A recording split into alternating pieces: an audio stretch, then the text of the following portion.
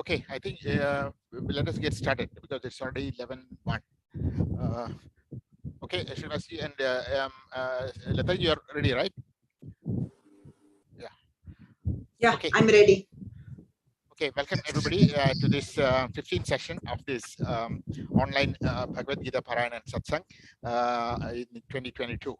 So we are coming. We are conducting the whole the Bhagavad Gita Parayan in 18 sessions, so as to complete before the Moksha Ekadashi, which happens on the 4th of December this year. So we will complete the entire Bhagavad Gita in 18 sessions the week before the 4th of December. And on the 4th of December, we will do a full Parayan of the Bhagavad Gita with about 400 people. We will discuss about that at the end of this upcoming event. And so these are all actually steps towards that, so that people always get a sort of practice to chant the whole Bhagavad Gita properly and without mistakes and accurately. So that is the whole objective of this. And without much ado, and we welcome our guest of honor, our person for today, Sachin Ji, who is actually the president of Maharashtra Mandal. So welcome, Sachin Ji, and also to all the chanters. And our speaker for today is Balaji. He has not yet joined. He will be hopefully joining soon. Okay, just join. Oh, he's already joined. Okay. So welcome to Balaji also. Sindhuji, you're okay, right? Because you're doing the Dhyanam. Yes, KKG. Hariom KKG. Yes, I'm okay. Hariom. Okay, great. So I think first initially we will be doing the invocation mantras, which will be done by Lataji. A few shlokas. After that, we'll go to the welcome address by our guest of honor for today, Sachinji. And after that, we'll do the Gita Dhyanam, followed by the actual Gita Parayan. And after that, we will do we'll have a talk for the session for today. This will be done by Balaji. And after that, we will have a small quiz, mini quiz on the portions which are done today. And after that, we will come to a formal close of the session, and followed by Q&A session with the speaker. So anybody has any doubts or questions on the speech today can be clarified by the speaker. So without much ado, let us get started with the invocation mantras. So over to Lataji. Oh. Oh.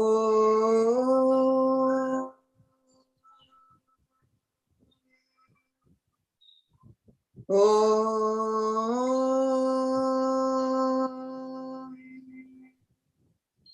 Om Sahana Vavatu Sahanau Bhunaktu Sahaviryam Karvavahai Tejasvinavadhitamastu ma vidvishavahai. Om Shanti Shanti Shanti.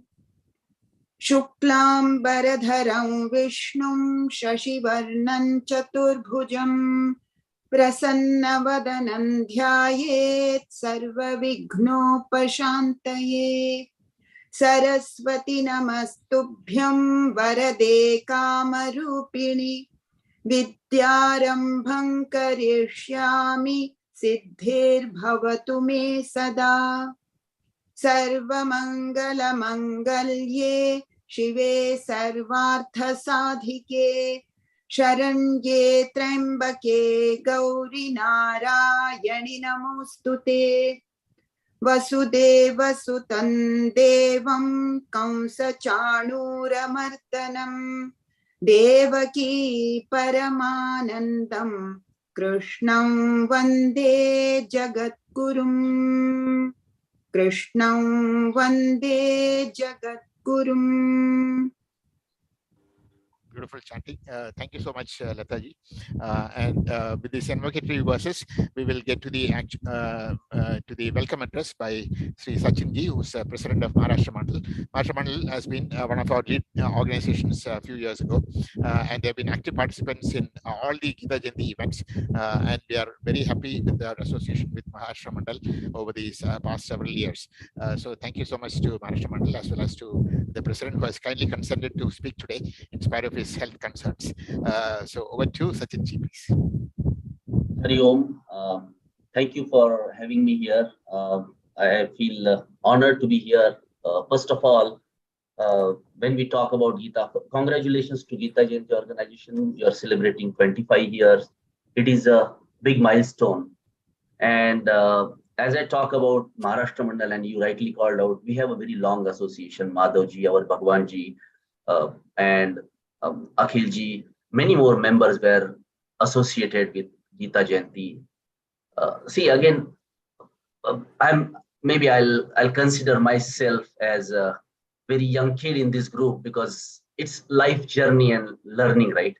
So when we talk about this learning, life is full of distractions, and then Gita says to pave and find the path. So even when Arjuna was having difficulties leading the path, Bhagwan Krishna that time, I mean, this is what Gita tells about our life. So I won't go more into those discussions, but that is the reality of life. It is so timeless and relevant to every phase of life, from kids to any age. When we need peace in life, I don't think there is anything we can think beyond Gita.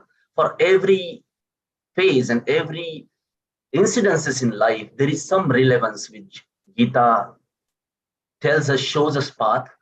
So, and again, when we talk about Gita, we also talk about our cultural values. All these organizations like Maharashtra Mandal and many more organizations, we all are striving something in common, which is our culture.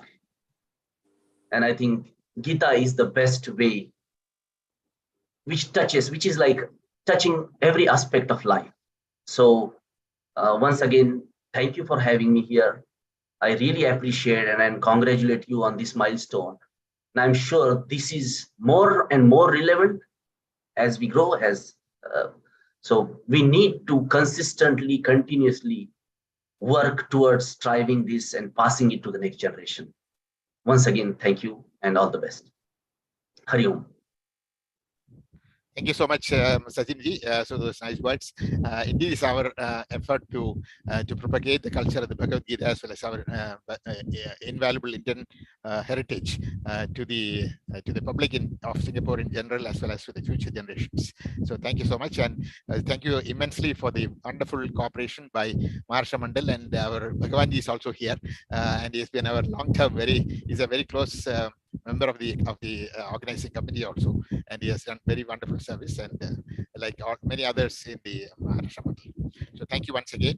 So now we will proceed with our normal rest of the sequence of events.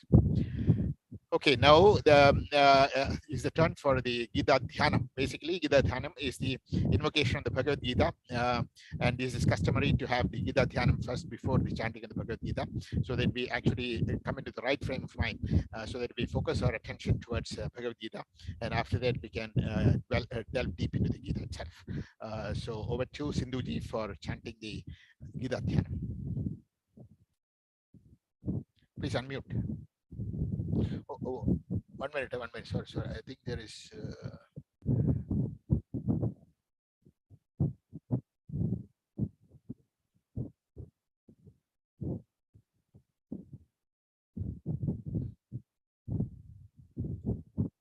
Yeah.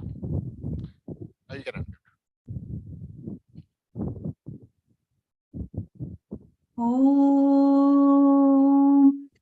Parthaya Pratibodhitam Bhagavata Narayanena Swayam Vyasena Grathitam Purana Munina Madhye Mahabharatam Advaitaamrutavarshinim Bhagavatim Ashtadashadhyayinim Amba Tvam Anusandadhami Bhagavad Gite Bhavad Veshinim Namostute Vyasa Vishala Buddhe Pullara Vindayata Patra Netra Yena Tvaya Bharata Taila Purnaha प्रज्वालितो ज्ञानमयः प्रदीपः प्रपन्नपारिजाताय तोत्रवेत्रैकपाणये ज्ञानमुद्राय कृष्णाय गीतामृतदुहे नमः। सर्वोपनिषदो गावो दुग्धा गोपालनन्दनः पार्थो वत्सः सुधीर्भोक्ता दुग्धं गीतामृतं महत्। वसुदेवसुतं देवं कंसचाणूरमर्दनं देवकी परमानन्दं कृष्णं वन्दे जगद्गुरुम्। भीष्मद्रोणतटा जयद्रथजला गान्धारनीलोत्पला शल्यग्राहवती कृपेण वहनी कर्णेन वेलाकुला अश्वत्थामविकर्णघोरमकरा दुर्योधनावर्तिनी सोत्तीर्णा खलु पाण्डवैरणनदी कैवर्तकः केशवः पाराशर्यवचः सरोजममलं गीतार्थगन्धोत्कटम् नानाख्यानककेसरं हरिकथा सम्बोधनाबोधितम् लोके सज्जन षट्पदैरहरः पेपीयमानं मुदा भूयाद् पंगजं कलिमल प्रध्वंसिन श्रेयसे मूकं करोति वाचालं पंगुं लङ्घयते गिरिं यत्कृपातमहं वन्दे परमानन्दमाधवं यं ब्रह्मा वरुणेन्द्ररुद्रमरुतः स्तुन्वन्ति दिव्यैस्तवैः वेदैः साङ्गपदक्रमोपनिषदैः गायन्ति यं सामगाम् ध्यानावस्थिततद्गतेन मनसा पश्यन्ति यं योगिनः यस्यान्तन्न विदुः सुरासुरगणाः देवाय तस्मै नमः देवाय तस्मै नमः। Thank you so much, Sindhuji, for the very, very wonderful chanting of the Gita Dhyanam. So now we move over to the actual Gita Parayan for today. So today's session, we will cover the full chapter 16, verses slokas 1 to 24, as well as the beginning part of chapter 17, verses 1 to 11. So I took about 35 verses in all. And please also take note of the in the upcoming slides, we will have the meanings of each of these verses also, so that, and commentator whose commentary is given in the meanings is also given in brackets, and the abbreviation, it's actually abbreviated so that the actual name will be given at the end of the all the verses for today. So before the Mahatmyam segment, so let's move over to the Gita Parayan itself. So this will be initially started by Lataji and followed by Rajitaji and others. Om Shri Paramatmane Namaha. अथ षोडशोऽध्यायः दैवासुर सम्पत् विभाग योगः। श्रीभगवानुवाच श्रीभगवानुवाच अभयं सत्त्वसंशुद्धिः अभयं सत्त्वसंशुद्धिः ज्ञानयोगव्यवस्थितिः ज्ञानयोगव्यवस्थितिः दानन्दमश्च यज्ञश्च दानन्दमश्च यज्ञश्च स्वाध्यायस्तप आर्जवम् स्वाध्यायस्तप आर्जवम्। श्रीभगवानुवाच अभयं सत्त्वसंशुद्धिः ज्ञानयोगव्यवस्थितिः दानन्दमश्च यज्ञश्च स्वाध्यायस्तप आर्जवम् श्रीभगवानुवाच अभयं सत्त्वसंशुद्धिः ज्ञानयोगव्यवस्थितिः दानन्दमश्च यज्ञश्च स्वाध्यायस्तप आर्जवम् अहिंसा सत्यमक्रोधः अहिंसा सत्यमक्रोधः त्यागः शान्तिरपैशुनम् त्यागः शान्तिरपैशुनम् दया भूतेष्वलोलुप्त्वम् दया भूतेष्वलोलुप्त्वम् मार्दवं ह्रीरचापलम् मार्दवं ह्रीरचापलम् अहिंसा सत्यमक्रोधः त्यागः शान्तिरपैशुनम् दया भूतेष्वलोलुप्त्वम् मार्दवं ह्रीरचापलम् अहिंसा सत्यमक्रोधः त्यागः शान्तिरपैशुनम् दया भूतेष्वलोलुप्त्वम् मार्दवं ह्रीरचापलम् तेजः क्षमा धृतिः शौचम् तेजः क्षमा धृतिः शौचम् अद्रोहो नातिमानिता अद्रोहो नातिमानिता भवन्ति सम्पदं दैवीम् भवन्ति सम्पदन् दैवीम् अभिजातस्य भारत अभिजातस्य भारत तेजः क्षमा धृतिः शौचम् अद्रोहो नातिमानिता भवन्ति सम्पदं दैवीम् अभिजातस्य भारत तेजः क्षमा धृतिः शौचम् अद्रोहो नातिमानिता भवन्ति सम्पदन् दैवीम् अभिजातस्य भारत दम्भो दर्पोऽभिमानश्च दम्भो दर्पोऽभिमानश्च क्रोधः पारुष्यमेव च क्रोधः पारुष्यमेव च अज्ञानं चाभिजातस्य अज्ञानं चाभिजातस्य पार्थसम्पदमासुरीम् पार्थसम्पदमासुरीम् दम्भो दर्पोऽभिमानश्च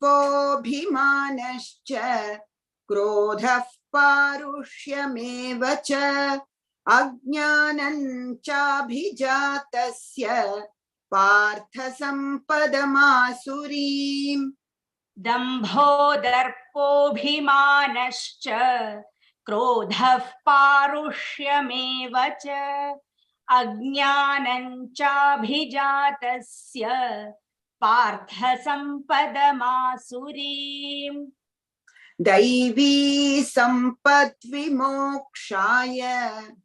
दैवी सम्पद्विमोक्षाय निबन्धायासुरीमता निबन्धायासुरीमता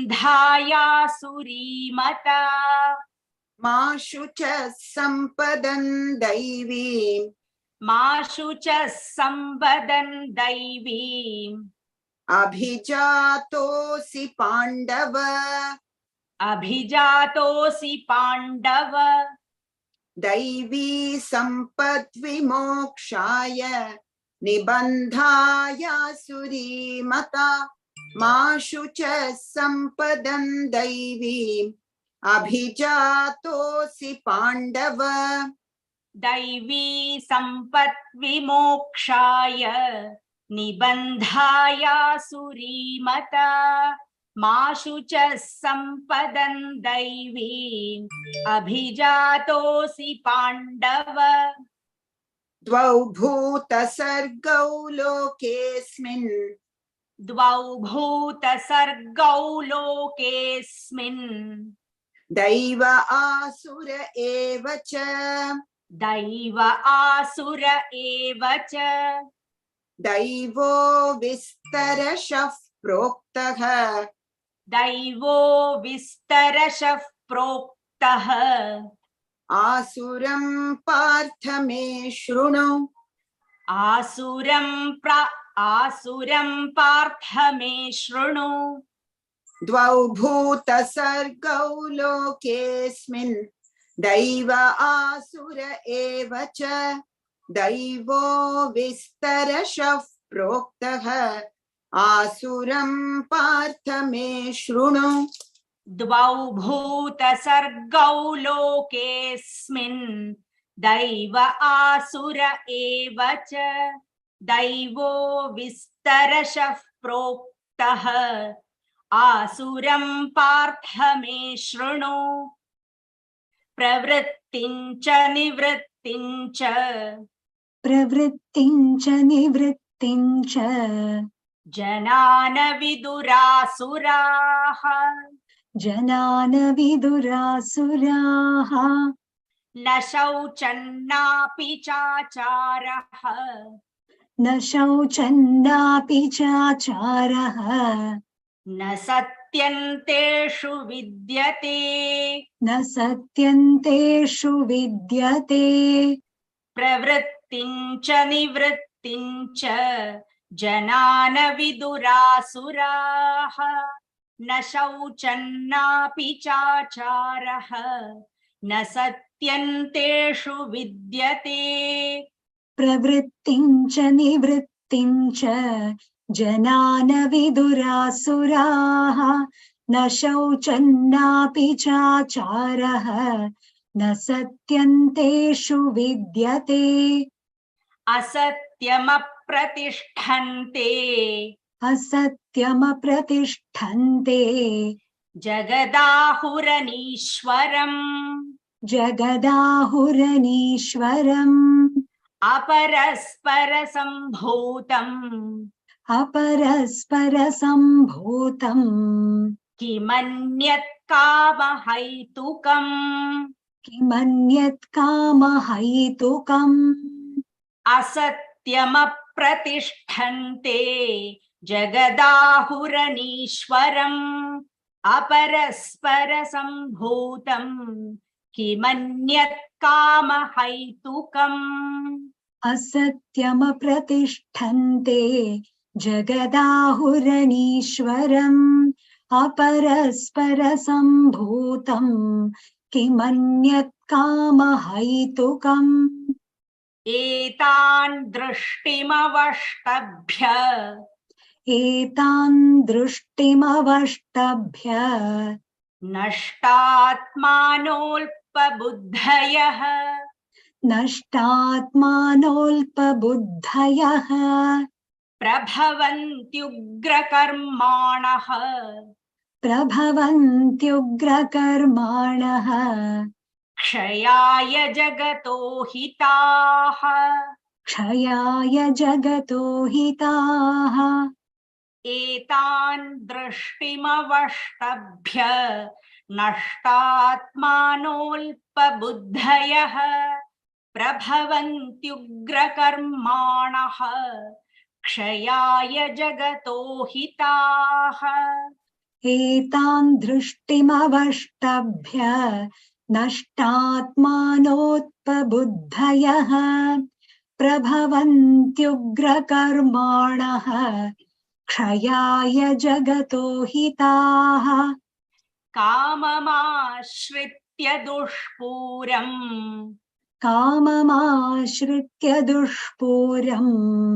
दम्भमानमदान्विताः दम्भमानमदान्विताः मोहाद् गृहीत्वा सद्ग्राहान् मोहाद् गृहीत्वा सद्ग्राहान् प्रवर्तन्ते शुचिव्रताः प्रवर्तन्ते शुचिव्रताः काममाश्रित्य दुष्पूरं दम्भमानमदान्विताः मोहाद् गृहीत्वा सद्ग्राहान् प्रवर्तन्ते शुचिव्रताः काममाश्रित्य दुष्पूरं दम्भमानमदान्विताः मोहाद् गृहीत्वा सद्ग्राहान् प्रवर्तन्ते शुचिव्रताः चिन्तामपरिमेयाञ्च चिन्तामपरिमेयाञ्च प्रलयान्तामुपाश्रिताः प्रलयान्तामुपाश्रिताः कामोपभोगपरमाः कामोपभोगपरमाः एतावदिति निश्चिताः एतावदिति निश्चिताः चिन्तामपरिमेयाञ्च प्रलयान्तामुपाश्रिताः कामोपभोगपरमाः एतावदिति निश्चिताः चिन्तामपरिमेयाञ्च प्रलयान्तामुपाश्रिताः कामोपभोगपरमाः एतावदिति निश्चिताः आशापाशशतैर्बद्धाः आशापाशशतैर्बद्धाः कामक्रोधपरायणाः कामक्रोधपरायणाः ईहन्ते कामभोगार्थम् ईहन्ते कामभोगार्थम् अन्यायेनार्थसञ्जयान् अन्यायेनार्थसञ्चयान् आशापाशशतैर्बद्धाः कामक्रोधपरायणाः ईहन्ते कामभोगार्थम् अन्यायेनार्थसञ्चयान् आशापाशशतैर्बद्धाः कामक्रोधपरायणाः ईहन्ते कामभोगार्थम् अन्यायेनार्थसञ्चयान् इदमद्य मया लब्धम् इदमद्य मया लब्धम् इमं प्राप्स्ये मनोरथम् इमं प्राप्स्ये मनोरथम् इदमस्तीदमपि मे इदमस्तीदमपि मे भविष्यति पुनर्धनम् भविष्यति पुनर्धनम् इदमद्य मया लब्धम् इमं प्राप्स्ये मनोरथम् इदमस्तीदमपि मे भविष्यति पुनर्धनम् इदमद्य मया लब्धम् इमं प्राप्स्ये मनोरथम् इदमस्तीदमपि मे भविष्यति पुनर्धनम् असौ मया हतः शत्रुः असौ मया हतः शत्रुः हनिष्ये चापरानपि हनिष्ये चापरानपि ईश्वरोऽहमहं भोगी ईश्वरोऽहमहं भोगी सिद्धोऽहं बलवान् सुखी सिद्धोऽहं बलवान् सुखी असौ मया हतः शत्रुः हनिष्ये चापरानपि ईश्वरोऽहमहं भोगी सिद्धोऽहं बलवान् सुखी असौ मया हतः शत्रुः हनिष्ये चापरानपि ईश्वरोऽहमहं भोगी सिद्धोऽहं बलवान् सुखी आढ्योऽभिजनवानस्मि आढ्योऽभिजनवानस्मि कोऽन्योऽस्ति सदृशो मया कोऽन्योऽस्ति सदृशो मया यक्ष्ये दास्यामि मोदिष्ये यक्ष्ये दास्यामि मोदिष्ये इत्यज्ञानविमोहिताः इत्यज्ञानविमोहिताः आढ्योऽभिजनवानस्मि कोऽन्योऽस्ति सदृशो मया यक्ष्ये दास्यामि मोदिष्ये इत्यज्ञानविमोहिताः आढ्योऽभिजनवानस्मि कोऽन्योऽस्ति सदृशो मया यक्ष्ये दास्यामि मोदिष्ये इत्यज्ञानविमोहिताः अनेकचित्तविभ्रान्ताः अनेकचित्तविभ्रान्ताः मोहजालसमावृताः मोहजालसमावृताः प्रसक्ताः कामभोगेषु प्रसक्ताः कामभोगेषु पतन्ति नरकेषु च पतन्ति नरकेषु च अनेकचित्तविभ्रान्ताः मोहजालसमावृताः प्रसक्ताः कामभोगेषु पतन्ति नरकेषु च अनेकचित्तविभ्रान्ताः मोहजालसमावृताः प्रसक्ताः कामभोगेषु पतन्ति नरकेषु च आत्मसम्भाविताः स्तब्धाः आत्मसम्भाविताः स्तब्धाः धनमानमदान्विताः धनमानमदान्विताः यजन्ते नाम यज्ञैस्ते यजन्ते नाम यज्ञैस्ते दम्भेनाविधिपूर्वकम् दम्भेनाविधिपूर्वकम् आत्मसम्भाविताः स्तब्धाः धनमानमदान्विताः यजन्ते नाम यज्ञैस्ते दम्भेनाविधिपूर्वकम् आत्मसम्भाविताः स्तब्धाः धनमानमदान्विताः यजन्ते नाम यज्ञैस्ते दम्भेनाविधिपूर्वकम् अहङ्कारं बलं दर्पम् अहङ्कारं बलं दर्पम् कामं क्रोधं च संश्रिताः कामं क्रोधं च संश्रिताः मामात्मपरदेहेषु मामात्मपरदेहेषु प्रद्विषन्तोऽभ्यसूयक अहङ्कारं बलं दर्पं कामं क्रोधं च संश्रिताः मामात्मपरदेहेषु प्रद्विषन्तोऽभ्यसूयकाः अहङ्कारं बलं दर्पं कामं क्रोधं च संश्रिताः मामात्मपरदेहेषु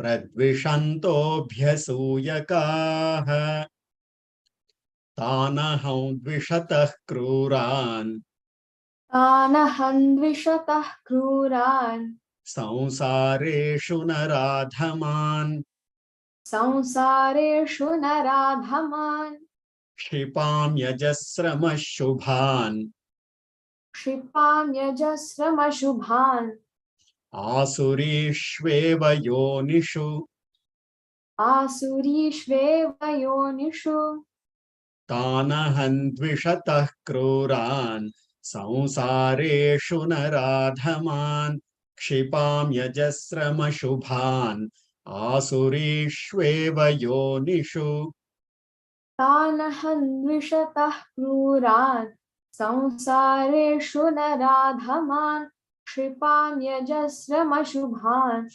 आसुरीष्वेव योनिषु आसुरीं योनिमापन्नाः आसुरीयोनिमापन्नाः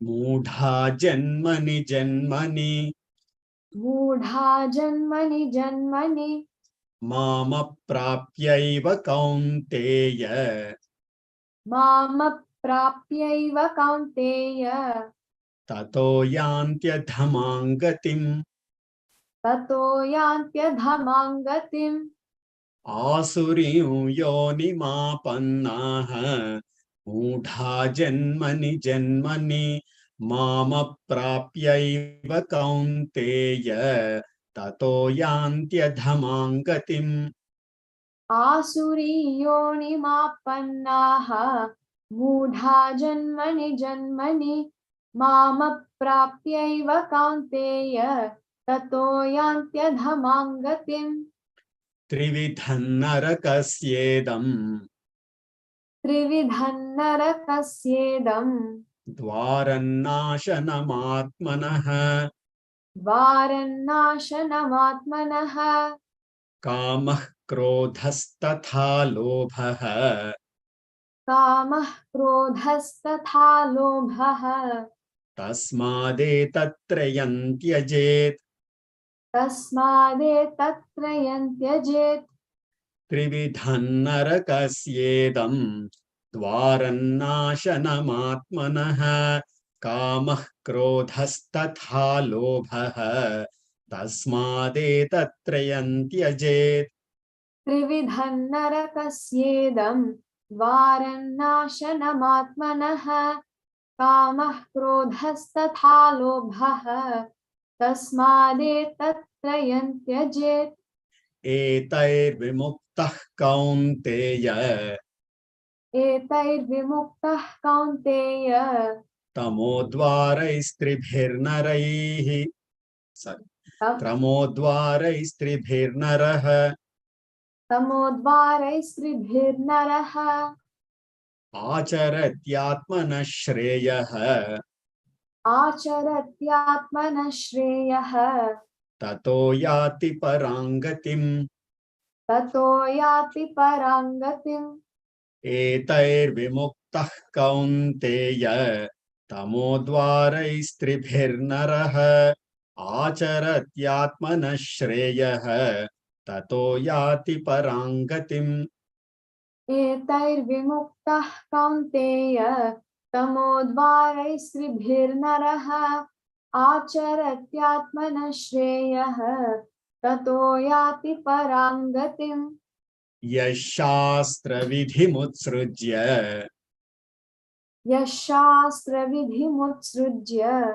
वर्तते कामकारतः वर्तते कामकारतः न स सिद्धिमवाप्नोति न स सिद्धिमवाप्नोति न सुखं न पराङ्गतिम् न सुखं न परां गतिम् यः शास्त्रविधिमुत्सृज्य वर्तते कामकारतः न स सिद्धिमवाप्नोति न सुखं न पराङ्गतिम् यः शास्त्रविधिमुत्सृज्य वर्तते कामकारतः न स सिद्धिमवाप्नोति न सुखं न परां गतिम् तस्माच्छास्त्रं प्रमाणन्ते तस्मात् शास्त्रं प्रमाणन्ते कार्याकार्यव्यवस्थितौ कार्याकार्यव्यवस्थितौ ज्ञात्वा शास्त्रविधानोक्तम् ज्ञात्वा शास्त्रविधानोक्तं कर्म कर्तुमिहार्हसि कर्म कर्तुमिहार्हसि तस्माच्छास्त्रं प्रमाणन्ते कार्याकार्यव्यवस्थितौ ज्ञात्वा शास्त्रविधानोक्तम् कर्म कर्तुमिहार्हसि तस्मात् शास्त्रं प्रमाणन्ते कार्याकार्यव्यवस्थितौ ज्ञात्वा शास्त्रविधानोक्तं कर्म कर्तुमिहार्हसि। ॐ तत्सत् इति श्रीमद्भगवद्गीतासु उपनिषत्सु ब्रह्मविद्यायां योगशास्त्रे श्रीकृष्णार्जुनसंवादे दैवासुरसम्पद्विभागयोगो नाम षोडशोऽध्यायः। हरिः ओम्। वसुदेवसुतं देवं कंसचाणूरमर्दनं देवकी परमानन्दं कृष्णं वन्दे जगद्गुरुं कृष्णं वन्दे जगद्गुरुम्। अथ सप्तदशोऽध्यायः श्रद्धात्रयविभागयोगः। अर्जुन उवाच अर्जुन उवाच ये शास्त्रविधिमुत्सृज्य ये शास्त्रविधिमुत्सृज्य यजन्ते श्रद्धयान्विताः यजन्ते श्रद्धयान्विताः तेषां निष्ठा तु का कृष्ण तेषां निष्ठा तु का कृष्ण सत्त्वमाहो रजस्तमः। सत्त्वमाहो रजस्तमः। अर्जुन उवाच ये शास्त्रविधिमुत्सृज्य यजन्ते श्रद्धयान्विताः तेषां निष्ठा तु का कृष्ण सत्त्वमाहो रजस्तमः। अर्जुन उवाच ये शास्त्रविधिमुत्सृज्य यजन्ते श्रद्धयान्विताः तेषां निष्ठा तु का कृष्ण सत्त्वमाहो रजस्तमः। श्रीभगवानुवाच श्रीभगवानुवाच त्रिविधा भवति श्रद्धा त्रिविधा भवति श्रद्धा देहिनां सा स्वभावजा देहिनां सा स्वभावजा सात्विकी राजसी चैव सात्विकी राजसी चैव तामसी चेति तां शृणु। तामसी चेति तां शृणु। श्रीभगवानुवाच त्रिविधा भवति श्रद्धा देहिनां सा स्वभावजा सात्विकी राजसी चैव तामसी चेति तां शृणु। श्रीभगवानुवाच त्रिविधा भवति श्रद्धा देहिनां सा स्वभावजा सात्विकी राजसी चैव तामसी चेति तां शृणु। सत्त्वानुरूपा सर्वस्य सत्त्वानुरूपा सर्वस्य श्रद्धा भवति भारत। श्रद्धा भवति भारत। श्रद्धामयोऽयं पुरुषः श्रद्धामयोऽयं पुरुषः यो यच्छ्रद्धः स एव सः। यो यच्छ्रद्धः स एव सः। सत्त्वानुरूपा सर्वस्य श्रद्धा भवति भारत। श्रद्धामयोऽयं पुरुषः यो यच्छ्रद्धः स एव सः। सत्त्वानुरूपा सर्वस्य श्रद्धा भवति भारत। श्रद्धामयोऽयं पुरुषः यो यच्छ्रद्धः स एव सः।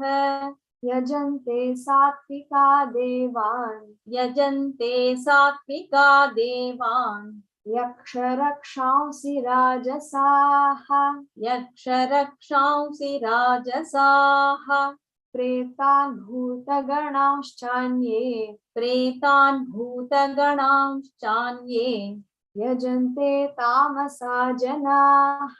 यजन्ते तामसा जनाः। यजन्ते सात्विका देवान् यक्षरक्षांसि राजसाः प्रेतान् भूतगणांश्चान्ये यजन्ते तामसा जनाः। यजन्ते सात्विका देवान् यक्षरक्षांसि राजसाः प्रेतान् भूतगणांश्चान्ये यजन्ते तामसा जनाः। अशास्त्रविहितं घोरम् अशास्त्रविहितं घोरम् तप्यन्ते ये तपो जनाः तप्यन्ते ये तपो जनाः दम्भाहङ्कारसंयुक्ताः दम्भाहङ्कारसंयुक्ताः कामरागबलान्विताः कामरागबलान्विताः अशास्त्रविहितं घोरं तप्यन्ते ये तपो जनाः दम्भाहङ्कारसंयुक्ताः कामरागबलान्विताः अशास्त्रविहितं घोरं तप्यन्ते ये तपो जनाः दम्भाहङ्कारसंयुक्ताः कामरागबलान्विताः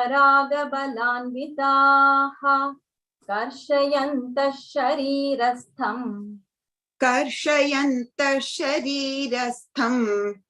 भूतग्राममचेतसः भूतग्राममचेतसः मां चैवान्तः शरीरस्थं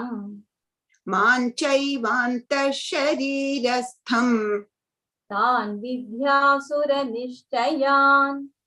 तान् विद्यासुरनिश्चयान् कर्षयन्तः शरीरस्थं भूतग्राममचेतसः मां चैवान्तः शरीरस्थं तान् विद्यासुरनिश्चयान् कर्षयन्तः शरीरस्थं भूतग्राममचेतसः मां चैवान्तः शरीरस्थं तान् विद्यासुरनिश्चयान् आहारस्त्वपि सर्वस्य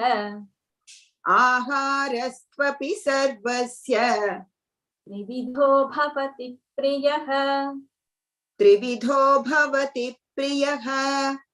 यज्ञस्तपस्तथा दानम्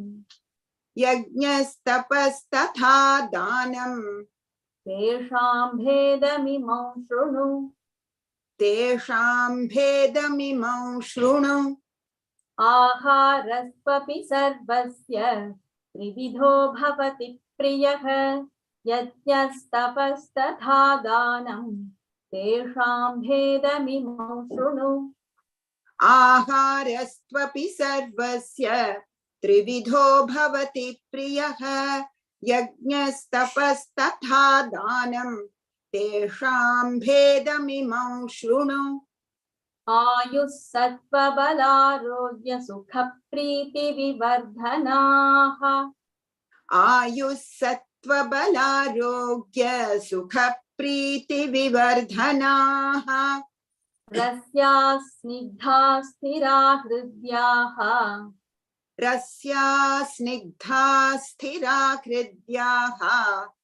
आहाराः सात्विकप्रियाः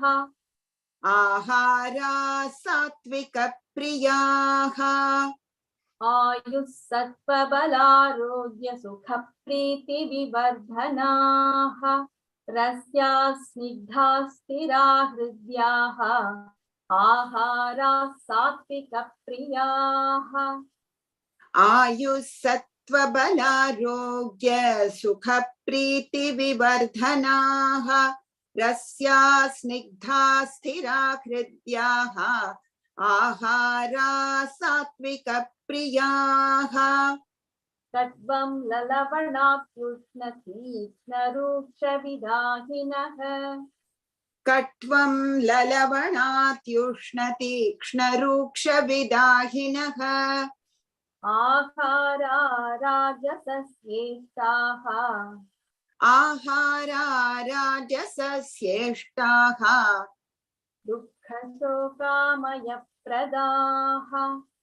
दुःखशोकामयप्रदाः कट्वं ललवणात्युष्णतीक्ष्णरूक्षविदाहिनः आहारा राजसस्येष्टाः दुःखशोकामयप्रदाः कट्वं ललवणात्युष्णतीक्ष्णरूक्षविदाहिनः आहारा राजसस्येष्टाः दुःखशोकामयप्रदाः यातयामङ्गतरसं पूतिपर्युषितं च यत् पूतिपर्युषितं च यत् उच्छिष्टमपि चामेध्यम् उच्छिष्टमपि चामेध्यम् भोजनं तामसप्रियम् भोजनं तामसप्रियम् यातयामङ्गतरसं पूतिपर्युषितं च यत् उच्छिष्टमपि चामेध्यम् भोजनं तामसप्रियम् यातयामङ्गतरसं पूतिपर्युषितं च यत् उच्छिष्टमपि चामेध्यम् भोजनं तामसप्रियम् अफलाकाङ्क्षिभिर्यज्ञः अफलाकाङ्क्षिभिर्यज्ञः विधिदृष्टो य इज्यते विधिदृष्टो य इज्यते यष्टव्यमेवेति मनः यष्टव्यमेवेति मनः समाधाय स सात्विकः समाधाय स सात्विकः अफलाकाङ्क्षिभिर्यज्ञः विधिदृष्टो य इज्यते यष्टव्यमेवेति मनः समाधाय स सात्विकः अफलाकाङ्क्षिभिर्यज्ञः विधिदृष्टो य इज्यते यष्टव्यमेवेति मनः समाधाय स सात्विकः. Thank you, all the wonderful chanters who chanted beautifully the verses for today. So this concludes our Bhagavad Gita chanting for today, and the meaning which are given in the earlier slides are actually from the great Gita commentators with abbreviations as below.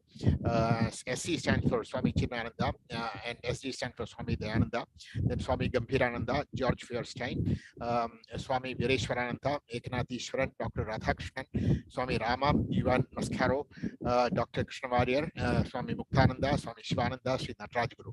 So this actually covers a wide variety of interpretations, as well as from modern as well as traditional, Western as well as Eastern. So idea is to give a whole 360-degree perspective of the whole Bhagavad Gita from multiple angles. Now we move over to the next segment, that is Gita Mahatmyam. Gita chanting is not complete without chanting the Gita Mahatmyam. So this will be done by Umaji. अथ गीता माहात्म्यम् ॐ गीता शास्त्रमिदं पुण्यं यः पठेत् प्रयतः पुमान् विष्णोः पदमवाप्नोति भयशोकादिवर्जितः गीताध्ययनशीलस्य प्राणायामपरस्य च नैव सन्ति हि पापानि पूर्वजन्मकृतानि च मलनिर्मोचनं पुंसां जलस्नानन्दिने दिने सकृद्गीताम्भसि स्नानं संसारमलनाशनं गीतासु गीता कर्तव्या इमन्यैः शास्त्रविस्तरैः या स्वयं पद्मनाभस्य मुखपद्मात् विनिसृता भारतामृतसर्वस्वं विष्णोर्वक्त्राद् विनिसृतं गीता गङ्गोदकं पीत्वा पुनर्जन्म न विद्यते सर्वोपनिषदो गावः दोग्धा गोपालनन्दनः पार्थो वत्ससुधीर्भोक्ता दुग्धं गीतामृतं महत् एकं शास्त्रं देवकी पुत्रगीतम् एको देवो देवकी पुत्र एव एको मन्त्रस्तस्य नामानि यानि कर्माप्येकन्तस्य देवस्य सेवा ॐ तत्सत् Beautiful chanting by Umaji and all the other wonderful chanters. So thank you so much to everybody. And now we come to the talk for today's session. This will be done by Sri Balaji, who's a well-known speaker in Singapore, and his last year's talk was also much appreciated by everybody. So now we invite Sri Balaji for delivering his talk on the session for today. Over to Balaji, please. Thank you. I'll share my screen first. Yeah, I think you are already this thing, right? Co-host, so you can. Can be seen? Yeah, can see. Okay. Thank you. Pranams. Thank you for inviting me to talk today. I'll start off with a short prayer to our Guruji, Sri Puja Param Puja Shantaram Bhandarkar Maharaj, Guru Brahma, Guru Vishnu, Guru Deva Maheshwara, Guru Sakshat Parabrahma, Tasmai Shri Guru Namaha. So we will talk about all on chapter 16. Actually, very interesting chapter, because unlike the first three, the other three chapters, 13, 14, 15, which had very high levels of jnana, 16 comes very down to earth, talking about values which we need. As we know, once we proceed on the spiritual path, there are a few things that we need to be aware of.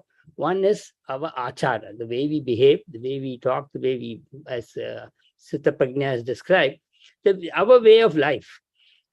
And to assist that, we need to have satkarmas, sadgunas, and sadbhavas. Sadbhavas could be devotion.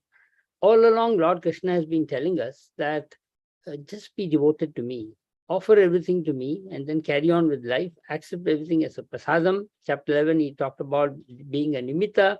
So all these things seem to indicate that we need to have that bent of mind, which will help us to assimilate all this and practice all this. And so chapter 16 is all about such values that can help us to achieve this thing. But as Prabhakarji said during the last talk 2 weeks ago, he said Gita is actually one chapter flows into the other. It's not standalone. And he did refer to the previous chapter. So similarly, if you see chapter 15, towards the end, the Lord says that I have taught you everything that I need to teach you. And once you know all these things, a person will become wise and the duties will get accomplished as needed in life. But he says in verse 11, he says, the seekers striving for perfection, behold him dwelling in the self, but the unrefined and unintelligent, even though striving, see him not.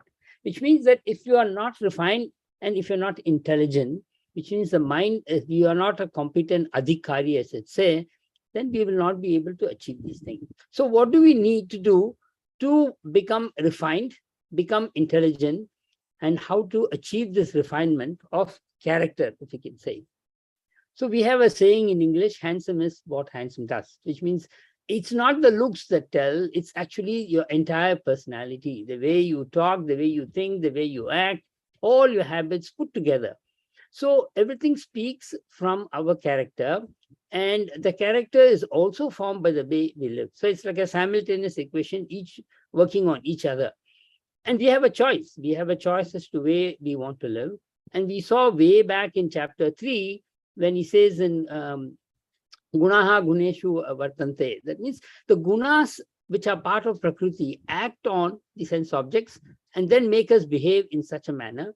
But that person who knows to detach himself or herself from the gunas and associate and identify with Brahman, the Atma, they will not be affected because they can be a sakshi and watch the gunas in action. So which means we know chapter 14 talked about the 3 gunas, and we know that as Prakriti, we have these 3 gunas and they have been interacting with each other. At any time, one of them may dominate. But our goal in life is to bring more and more of Sattva Guna into our existence so that we become more and more, as it's called, refined. So I'll pause here to talk about a very old story, maybe more than 140 years ago, written by Robert Louis Stevenson, who wrote many other exciting novels such as Treasure Island and others. But most important here, he wrote a novel in 1886 called The Strange Case of Dr. Jekyll and Mr. Hyde. And therein he described very briefly, Dr. Jekyll, a noble person, a lord, lots of property, very rich, very well-to-do, and very gentle in behavior, has a very good character. But he finds that sometimes when he acts wicked, as he says, or evil, he does something which is not in line with his refined character, he seems to enjoy it. So he realizes that within him, and within all of us really, that there is a good and bad mixed within us. And at any time, one of them will come to the surface depending on the situation. So what he does, being a scientist, he says, let me try and identify a way whereby I can separate the two personalities which are living within me, the good and the bad, the good and the evil. And he makes some potions and drinks it, and he becomes a very hideous kind of misshapen character, and he's called Mr. Hyde. And in that character, everything that is evil, everything that is bad seems to predominate. And he goes around and enjoys the way he behaves. His talk is coarse, his body is coarse, he's given to anger. At a snap of a finger, he gets angry, he resorts to physical violence, and he does a lot of atrocious things, which is what is described in the book. But very amazing to see how this personality, once given full freedom, comes to the fore and takes over. And gradually, Dr. Jekyll, he rushes back to his basement where he has hidden the secret potion to convert and transform himself back to Dr. Jekyll, the refined character, the gentle character. He does that, but he finds it increasingly difficult to come back to his original character because the evil character of Mr. Hyde seems to take over and starts dominating. To the extent, there is a time when whatever he drinks, however much he increases the potion, the strength of the potion that he's making, he's not able to come back to his original form. And so he has to commit suicide, and he dies at Mr. Hyde, and then he confesses everything in a letter. So very interesting story. But the lesson for us is that within us, there is a Dr. Jekyll, the good side of our character. There is a Mr. Hyde, the bad side of our character. And both of them are constantly at war with each other. So the way we live, the virtues we have, the values we have, and the environment we create, and the awareness that we have constantly will help us to bring more of Dr. Jekyll and defeat Mr. Hyde as and when he comes up. But we also know that whatever is bad is always very powerful. And they say that what is bad is like a Velcro. It sticks to it. And what is good seems to be like a Teflon coated pad where it just slips off and doesn't seem to stick to us. So we have to make extra efforts. So this chapter tells us that we have a choice. So what does it tell us? It tells us about the divine traits that we can have, attributes that we can have, which we can work on, which will help us to bring out more of the good in us. Verses 1, 2, and 3 talk about it. And then to warn us, it also gives us the Asuric trait, the demonic trait. And those traits are described in verses 4 and all the way from verses 7 to 23. So you can see that Lord Krishna has given a lot more prominence to this, because this is where he feels that a lot of people are dwelling on, and we need to be warned so that we can see the telltale signs from very different angles. And then what are the important? Why do these traits make a difference to us? We already know that these are the ones that lead us towards leading a good life, towards a spiritual path. But the chapter 16 also has a very emphatic statement from Lord Krishna, which says why we need to know this. And finally, he says that we need to realize the importance of scriptures. And very unequivocally, he makes a statement why scriptures are important, which is how the chapter will conclude. So we need to realize that we have to assimilate certain things, we have to eschew certain things. What are these things? So let's quickly see what are the virtues that he's talking about. There are 26 of them in number, which, verses 1, 2, and 3 talk about it. Very quickly, I'll just touch upon the English translation. So fearlessness, purity, steadfastness in the yoga of knowledge, dhanam, dhamma or control of senses, yajna or sacrifice, study of the shastras or swadhyaya, austerities or tapas, and arjavam or straightforwardness. The English translations are not so good. So wherever possible, I use the original terms. Ahimsa, harmlessness, satyam, absence of anger, akrodha, renunciation or tyaga, shantihi, which is being peaceful and tranquil, absence of crookedness, which is up by shunam, compassion to beings, all beings, daya bhuteshu, non-covetousness, alolupam, gentleness, madhvam, shri, which is modesty, absence of fickleness, which is achapalam. And then in the last concluding one, he talks about tejaha, vigor, shama, the ability to forgive, dhriti, the resoluteness or fortitude one has, shaucham, which is purity, adroha, which is the absence of any hatred or anger, and ati manita, that means absence of pride. We saw amanitmam as one of the virtues in values in chapter 13. So one which is without these things. And then Lord concludes that these belong to the one who's born for the divine. So that means you are born in a divine environment. So this is what he says is needed. So what does it mean? If you could list out, there are 26 virtues in total. And we can't go through all because that will take almost a whole day. But if you look at some of the ones, I just picked up 8 of them, the ones that I have highlighted in bold, and I picked them up for a very specific reason. The reason being, all these things, the Lord is not only talking about that, but he's also talked about in previous chapters as to what they mean. So if you look at fearlessness or abhayam, in 2.40, Lord really clearly said that even a little bit of this yoga, of course, at that time he was talking of karma yoga, will save us from a great fear, he says, which means he's telling in the initial chapters that go ahead with karma yoga and then you will become fearless. So one of the lessons for us, if you want to practice and cultivate abhayam in our life, we should take to karma yoga. That's what Lord is telling us. And then he says steadfastness. So the very next verse, he said that once you're very, very steadfast, you will be totally focused on your spiritual goal versus those who are bahushaka, he says. Many, many branches, he goes branching out. You will dissipate all your energies. You will never really achieve anything. So stay focused. Then dhriti, he talks about it in the chapters to come, which is chapter 18. He describes dhriti from sattvic, rajasic, and tamasic perspectives. Same with dana. Dana, he talks about both in these 2 chapters. He talks about dana, yajna, tapas in the next chapter that will follow, chapter 17, which we have started the chanting. And he again describes it from 3 perspectives, sattvic, rajasic, and tamasic.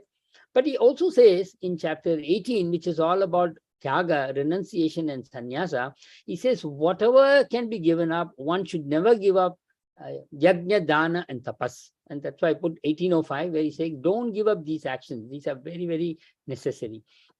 Then he goes on to describe what is tyaga or renunciation in verses 6 to 12 of chapter 18, where he gives great detail of attention to how the real renunciation should be done. And then Swadhyaya, which was another one I picked up, is in this particular chapter, chapter 16, he's talking in 1624, and we'll come to that a little later. So moving forward, let's see. So in 3 verses, he has given us 26 values or virtues that we need to practice. Doesn't mean we can practice all. We can start small. We can start with a few, maybe start with 5 and start practicing and assimilating and doing nididhyasanam, both in thought and in action. And then we'll realize that as we start practicing, slowly they'll get deeper and deeper into our subconscious. And then practicing the others will also become more easy because this becomes a way of life. But the Lord then goes on to warn us that there are certain asuric traits within one. And he very briefly says, he gives us only a few of them. What are they? Damba, which is hypocrisy, darpa, which is arrogance, and abhimana, which is self-conceit, krodha, anger, and parushyam, which is harshness. That means masculinity, as they say, to a highest degree where one becomes even harsh. And then ajnanam, ignorance. So he says these are all those traits which belong to one who's very asuric. And you see, he has only given us 1, 2, 3, 4, 5, and 6, whereas he gave us 26. But within these 6 traits, there's a wealth of meaning. There are so many things that are hidden that he goes on in the rest of the chapter to talk about the typical behavior of such a person, linking back to each of these 6 traits. And I'm summarizing here. What does he say? He says that such people, they are always acting high and mighty. The ego is extremely swollen. And then they are very disdainful of God. They say, who's this God? I am the one that conquers everything. You got to give respect to me. They are given to a lot of pomp and show. So even if they were to perform some yajnas, they want to make sure that they are well noticed. They get a lot of credit, and they do it in a very showy manner. They're always greedy. They always want more. They are never satisfied. They say, now I've had this, now I want more. And they hurt others. They don't stoop to doing things which are violating all the norms of ahimsa just because for their personal gains. And in short, they're very deluded, they're very ignorant. So which is what Lord said, ajnana. So they are ignorant, and that's why they're doing all these things. And how can we remember them? Just we need to think of Ravana or Hiranyakashipu. Ravana, despite all the counsel of which the minister said, that the ministers were flattering him. They said, return, instead of saying return Sita, they said, no, who is going to conquer you? You are the mightiest. This fellow is a mere mortal. You can win over him very easily. Continue doing what you're doing. Only Vibhishana dared to open up and voice his opinion on what is dharmic, what is adharmic, and he was banished away from the kingdom by Ravana. So Ravana, again, I had that all along. He snatched Kubera's entire Pushpaka Vimana and the whole island of Lanka because he wanted more, and he was never satisfied with what he had. Similarly, Hiranyakashipu, we know that he tortured Prahlada, whereas Prahlada was always chanting about Lord Narayana. He says, who is this Narayana? And you have to chant me. I am your God. I am everything. And to the extent that he even challenges him, and we know how Narasimha Avatara takes place. So in short, such person, they have many traits which are very visible, very, very apparent, but because of the moha, because they are so deluded and ignorant, they don't realize it, and they continue life. And interestingly, in those days, in the early, very, maybe 2000 years ago, and carried on for even after CE, there was a branch of philosophy called the Charavakas, or the materialistic thing. And it's actually I would say, the acceptance and tolerance of Sanatana Dharma, which allowed even these people to coexist with others. And their philosophy was exactly this way, very, very materialistic, doesn't care. They don't even believe in God. They don't believe in law of karma. They say, just enjoy life as it comes. Don't worry about the afterlife. So anyway, so why Lord is spending so many verses talking about it? Because he says that this is something which we are all born with, along with the good. But unfortunately, like he says in chapter 7, Sahasreshu, right? Dokanam Sahasreshu. There's a very, very few people who really take up this path. So when the majority of the people we see, we transact with, are all believing in very materialistic way of life, it is very easy for us also to be drawn into the path. So I'm giving you a lot of telltale signs of what you need to avoid, and catch yourself doing these things so that you realize that you are in that particular mode of character. So quickly you need to switch back and bring in more of sattva into your life, so that you can then inherit the divine character that is within you, but which has been subjugated by the asuric character. So in a sense, to help us summarize, the Lord in verse 21 says that just remember three things, the three gates of hell, three with a narakasa. Naraka, he says, what are these? This dwara, the gateways, he says, they will go and destroy you. And what are these? Kama, krodha, tatha, lobha. Lust, or a desire which is always wanting something, like what they say, a conflagration, a fire which cannot be quenched. Krodha, anger, and greed, lobha. And if somebody goes back and reads the story of Dr. Jekyll and Mr. Hyde, they'll find Mr. Hyde displaying exactly these characters of whatever Lord has described. So the Lord says, abandon this. As soon as you see them happening within you, abandon this. And if you get rid of this, then automatically you'll get rid of all the other traits that I described to you, the behaviors that I described to you, because these three are the root cause of everything that is happening. So help us remember, I wanted to actually share a story from Brihadaranyaka Upanishad, Very interesting story, and many of you probably are very familiar with it. I called it The Voice of Thunder because they actually wrote an English poem on that, but it's actually called Da. It seems that the Manavas, the Devas, and the Asuras, or they went to Lord Brahmaji, and said, we're very unsatisfied with life. We need to learn something about how we can get satisfaction in life, how we can get contentment and tripti. Can you teach us? So Brahmaji just said, okay, I'll give you one word. So each of you go and contemplate and reflect on that and tell me. So to begin with, he looked at the Devas and said, I give you this syllable Da.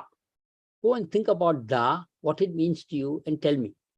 So Devas went and pondered, talked about them. There were group discussions, and finally they decided that we as Devas are very mighty. We are living in a world, in a celestial world, where we can give full vent to our desires because everything around us is helping us to fulfill this desire. So we do not have any reign on that. We do not have any reign on our sense controls. So probably Da means Dhamma to us. Dhamma, which is sense control, is probably what Brahmaji meant. So they went around satisfied. Okay, so probably this is what we need to bring in our life. And then came the turn of the Asuras. And the Asuras went and said, Brahmaji, please give us something which we can reflect upon and learn. And Brahmaji smiled and said, look at, ponder over the syllable Da. Go back and think and tell me what it means to you. So they went back. They were very puzzled. Again, lots of discussions. And then they realized that as Asuras, they're very mighty. They're very powerful. And so typically they're given to a lot of cruelty. So they said, maybe Da means Daya. Maybe we need to bring in more Daya in our life, more compassion in our lives. So they went back satisfied that Daya is what Brahmaji meant. And then finally came the turn of Manavas, the human beings. And they went to Brahmaji, and Brahmaji gave them the same syllable, Da. And they thought about it and thought about it. And they came to the conclusion that we as human beings, somehow or the other, we are very greedy. We have things, but we don't want to part away with that. We want to have more and more. So they said maybe Da means Dana to us. So they decided that Danam is what it means. So Shankaracharya, in his commentary in the Brihadaranyaka Upanishad, when he's talking about this story or parable, he says that if you look at these three, the opposite of each of those, so the opposite of Dhamma is Kama, where it is just desire after desire. The opposite of the Daya is Akrodha, or Krodha. That means one is so angry that they won't stoop to anything, they will harm others, so we need to bring in more Daya. And the opposite of course, Dana is Lobha, where instead of giving, they want more. So if he says, if you take these three things, automatically you'll remember what we need to avoid and eschew, which is exactly what Lord is talking about in this chapter. In this particular verse 21, he says, these are the three gates to hell. So if you remember these three, and we remember the story of Dhamma, Daya, and Dhanam, automatically we will remember what we need to avoid and instead what we need to practice more, because these three things are very, very important. So just a story to illustrate, because stories help us to remember very emphatically. So again, what is the assurance that Lord gives us? So Lord says that this divine nature is deemed for liberation and the demonic is for bondage. So he says that once you practice more of this, and this he talks about very early in the verse, that's why it's verse 5 in the chapter 16, he says, when you practice more and more of these divine virtues and enhance and embellish your divine nature, it is leading you towards moksha, towards jivan mukti, towards liberation. And those which are demonic or asuric will lead you towards bondage. And then he is giving assurance to Arjuna. He says, do not worry, you are born with these virtues. Then he says, so our question would be, okay, the Lord has told us, throughout Gita, we see and hear and listen to this. In chapter 12, he gave us these virtues of a parabhakta, so we need to practice that. Chapter 13, he gave us those values which are needed for us to acquire jnanam, the 20 values that he gave us, so we need to practice that. In chapter 14, he taught us how to rise above the gunas, but at least to start with become sattvic and become a gunatita. So throughout each of these chapters, he's giving us so many tools, so many tips. Where are all these things coming from? In this chapter, he's given 26 virtues that we need to practice. All of them come only from one source, the scriptures. Our scriptures, which talk about all these things. That's why he concludes this chapter to say, let the scriptures be your authority in determining what should be done, what should not be done. And having known what is said and what is written in the scripture, let it be a guide and let it guide you. So very clearly he's saying that we need to be guided by the scriptures. Why is it important to us? Our scriptures also tell us another thing. Psychologically, they say, if somebody is familiar with the temple near Srirangam, the Amman temple, which is near Srirangam, and we will know that there are three murtis there, three altars there. One is for Ichha Shakti, one is for Jnana Shakti, Ichha Shakti, and Kriya Shakti. So when we go to the Samayapura temple and we see the Amman, the main altar is there, the deity, and then we also see these three small entities. And they are reminding us that we have these three Shaktis within us. We have these three Shaktis which starts with Jnana. So if you do not know something, then naturally there will be no desire to do something. If you go to, say, North Korea, they are totally deprived of what is happening in the world. They are living in a very insulated, and the reverend leader is the one who decides what they can see, what they can hear. So they know only this. So their desires will only be founded based on what they see and what they hear, or what is fed to them by the leader. So those desires and the actions they have will be led by that. Whereas for us, whatever we know of, Jnanam is in a very broad sense, whatever we know of will help us to decide what is the desire we want, and then that desire will compel us to take some actions. So at the base of every action, there's a desire, and the desire has actually been kindled by the knowledge.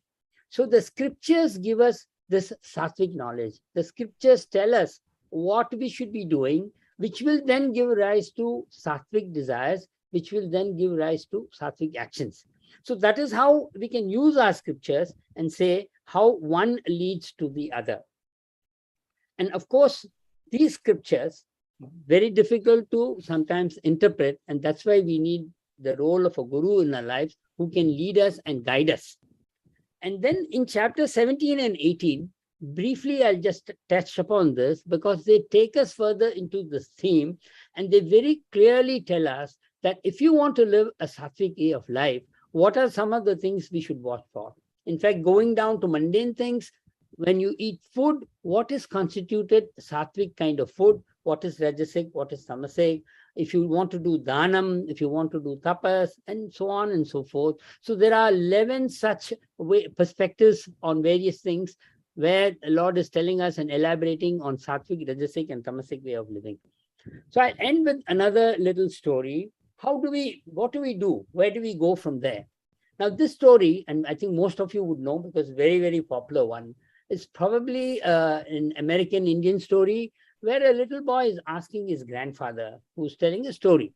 And the grandfather is telling the boy, little boy, you have two hungry wolves within you, constantly at war with each other, constantly battling each other, and both of them are hungry, so they need food.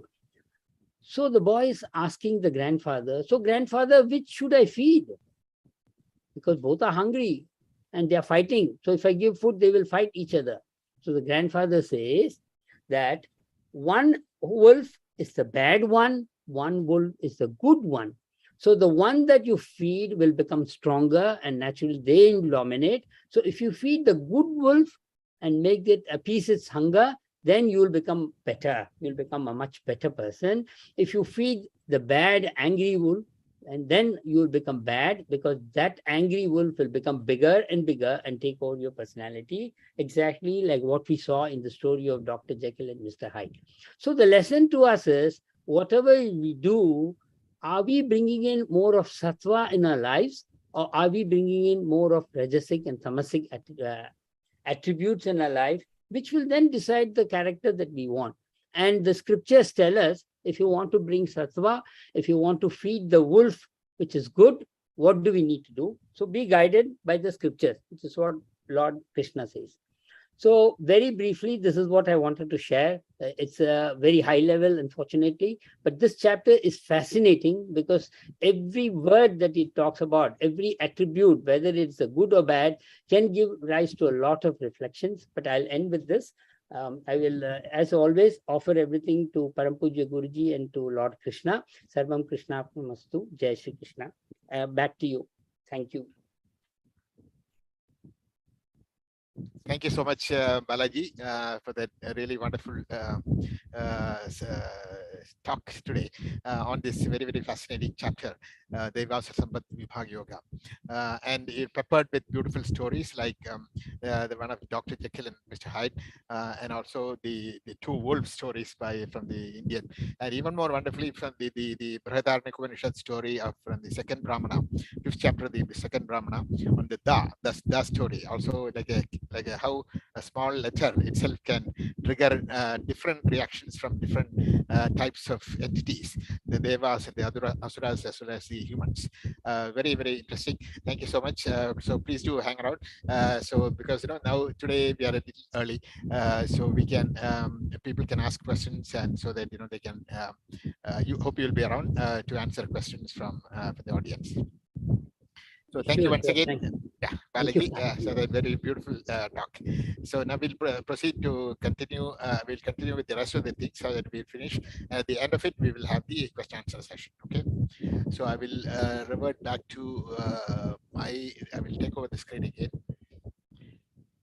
Okay, so now today we have the next part is this quiz segment based on today's and last week's last session's portions. So like always, there will be two types of questions. One is to be answered in a few words, and other to be answered in 20 or 25 words.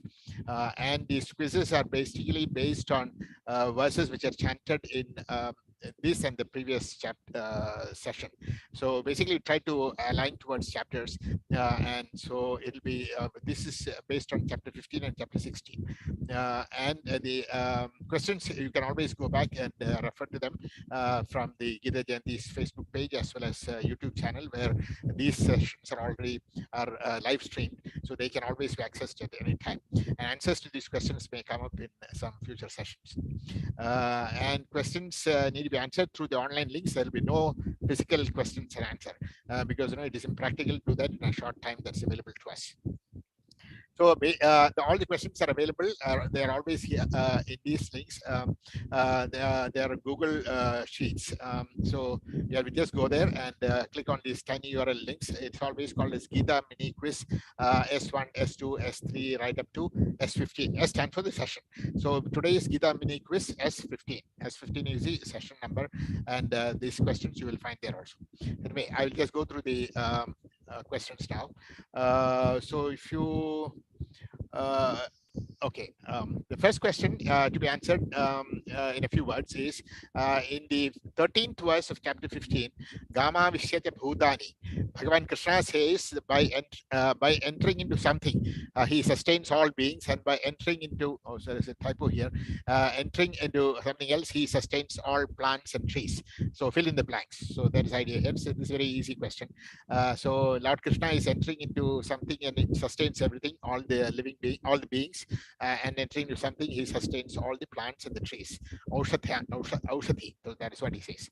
So what are the this thing? So we have to keep in mind that these questions are actually not general GK kind of questions. These are actually meant for people to go into the actual text of the Bhagavad Gita, and without going into the actual text, it will be impossible to answer the questions. So the whole idea is to really go into the text, so that you can this will become a sort of revision into the Bhagavad Gita itself. And then and the next question is verse 14. Ham Vashvanaro Bhutva. So here Lord Krishna is talking about some kind of a fire. And what is this digestive fire that facilitates this digestion process? So the very interesting yogic perspective of what happens in digestion itself. So here Lord is talking about some kind of a fire. So what is this fire? And the next question is third question is in the verse 16. Dvavimo Purusho Loke. What are the two kinds of Purushas are mentioned here? Akshara Purusha and Akshara Purusha. Like Balaji is talked about earlier. This chapter 16 is a very, very down to earth chapter, whereas chapter 15 is a very, very high philosophy chapter. So where Lord Krishna talks about multiple kinds of Purushas. And this question here is chapter 15 on verse 16. He talks about two things, Kshara Purusha and Akshara Purusha. So the question very simple: what are these Kshara Purusha and Akshara Purusha mean according to this particular verse? Because lots of things can be written about both these, but we are only talking about from this particular verse what is the meaning of Kshara and Akshara Purushas as given by Lord Krishna. And the next question is verses 17, 18, and 19 describes yet another Purusha. Apart from this Kshara and Akshara Purusha, and mentioned earlier. What is this Purusha called? It's a very simple question. So anybody who knows the chapter name itself should be able to get this answer. And the next question is there are two types of wells which are actually mentioned in chapter 16. Some kind of sampad. So what are these types of sampad? Again, very simple question. Should be easy to for anybody to answer.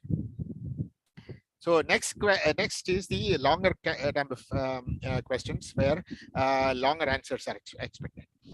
In the verse 15, verse 14 of chapter 15, Ham Vashvanuro Bhutva. Again, this verse we quoted in the previous segment also. And here we talk in this Bhagavan, it talks about two kinds of pranas and four types of foods. So what are these? So these are not specifically mentioned. The two types of pranas are actually mentioned in this particular verse, whereas the four types of foods are not mentioned. There's some research will be required for you to answer this question. So what are the two kinds of pranas that are mentioned here, and what are the four types of foods that he's talking about? Chaturvidham Purusham, Chaturvidham Annam.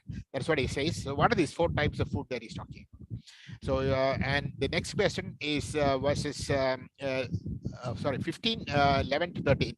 Sarvadvareshu Dehesmin. Oh, sorry. I think this is actually a repetition from the previous chapter. Three gunas are mentioned. The physical manifestations with three gunas. So, what is the characteristic of the three gunas? That is the question here. And the next question is based on chapter 16 again. Chapter 16 verses 1 to 3 describes the qualities of one person who is born with divine wealth. What are these? Balaji talked about them. Here, the whole idea is to list all the 26 qualities so that one again gets familiarized with these qualities. It's important that we understand these qualities so that we know what are good qualities. And the next question is 21, verse 21 of chapter 16. He's talking about three doors to hell, which are also self-destructive. What are these three doors to hell? Like we talked about in the previous question, we should know what are good and what are bad. So what are bad are things which to be avoided, and what are good, something which we need to be practiced or followed. So what are the three doors to hell which are mentioned in this verse 21? And in the next question is what shall be one's primary authority as per verse 16, 23, and 24? And if one ignores this authority, what shall be the result? So again, Balaji talked about this. So what is the authority, or what is the pramana for one's behavior as well as one's, what does one trust in? So that is a question here. So actually our scriptures talk about multiple types of pramanas, whereas this verse 16, 23, 24 talk about one particular pramana which is given primacy over all others according to this verse. So the question here is, what is this pramana? So what is this authority? So that is a question here. And what happens if you ignore this pramana? So these are all given in these verses. So please give your answers again, and I will just go to the link, https tinyurl.com, Gita mini quiz S15. I repeat again, Gita mini quiz S15. Okay, so that concludes this mini quiz for today. Now we'll have the concluding mantras. So this will be done by Sri Hariji. Sri Hariji, is here, right? So over to Srihariji.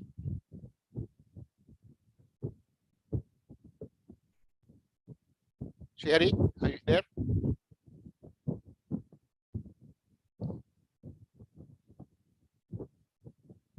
I think Srihari is, let me just give him a call.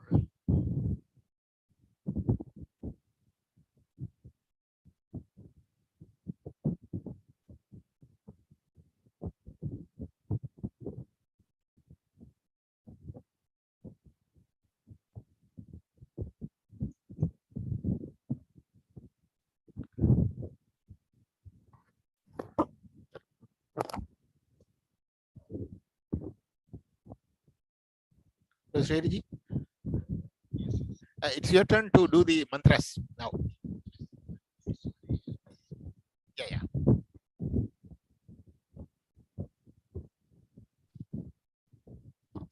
My apologies. I'm sorry. No problem. Om Namo Bhagavate Vasudevaya Dhanvantaramurtaye Amritakalashahastaya Sarvamaya Vinashanaya Trailokyanaathaya Mahavishnave Swaha. Om Achyutaya Namaha. Om Anantaya Namaha. Om Govindaya Namaha. Om Achyutaya Namaha. Om Anantaya Namaha. Om Govindaya Namaha. Om Achyutaya Namaha. Om Anantaya Namaha. Om Govindaya Namaha. Vasudeva Sutan Devam Kamsachanuramardanam Devaki Paramanandam Krishnau Vande Jagadgurum. Loka Samasta Sukhino Bhavantu. Loka Samasta Sukhino Bhavantu. Loka Samasta Sukhino Bhavantu. Kayena vacha manasendriyirva buddhyatmana va prakrute svabhavat karomi yadyat sakalam parasmai narayaniti samarpayami. Om Purnamadah Purnamidam Purnat Purnamudachyate Purnasya Purnamadaya Purnameva Vashishyate. Om Shanti Shanti Shanti. Harihi Om Tat Sat. Shri Gurubhyo Namaha. Harihi Om. Om.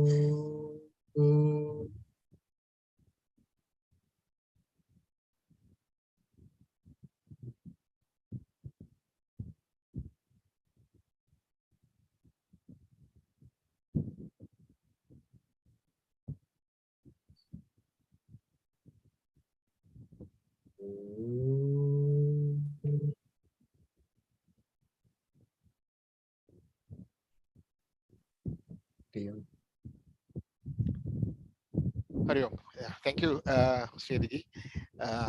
Okay, now we will get to our announcement session part for today, and the formal part is completed with these three Omkaras, and articles are invited for Gita Vani as we announced in last session itself. So there is a deadline of 21. And these are actually outlets for publishing articles, and these details are already given in the our Gita Jayanti website. And there's a deadline is 21st October. This is extendable by another 2-3 days is okay. So it's a good opportunity to publish your ideas and spiritual thoughts on Bhagavad Gita. And Gitavan is also a perfect place for reach out to a large Indian diaspora with your products and services, with your advertisements.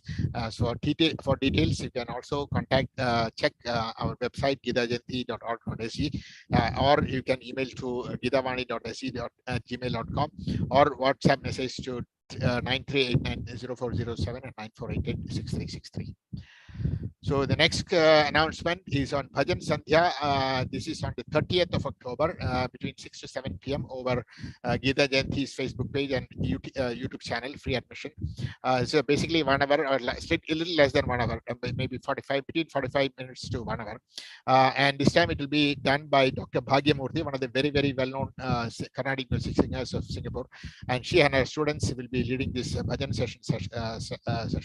And the same session, like in all previous Bhajan Sandhyas, we will also have a visual art exhibition, virtual exhibition of visual art by Gargi Sen. So basically this contains the bigger, the main thing will be a bhajan concert by Bhagyamurthy and her students, and will be also featuring a virtual exhibition of visual art or paintings by Gargi Sen, both at the beginning as well as the end of the Bhajan Sandhya.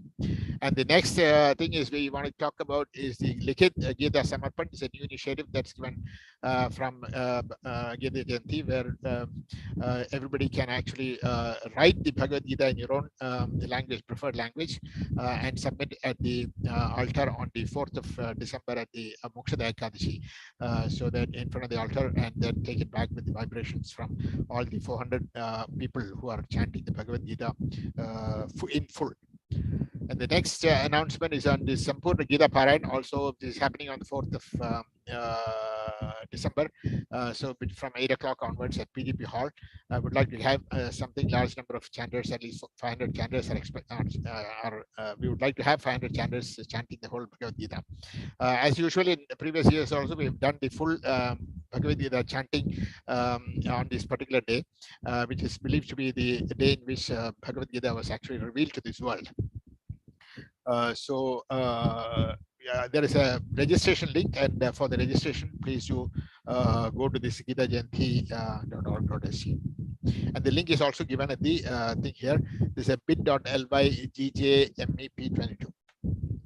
And then final announcement is the Gita Forum. It is happening by Swami Sarvapriyanandaji. He is the Swamiji, the Acharya in Chief at New York Center of Ramakrishna Mission, called Vedanta Society, and which was actually founded by Swami Vivekananda himself.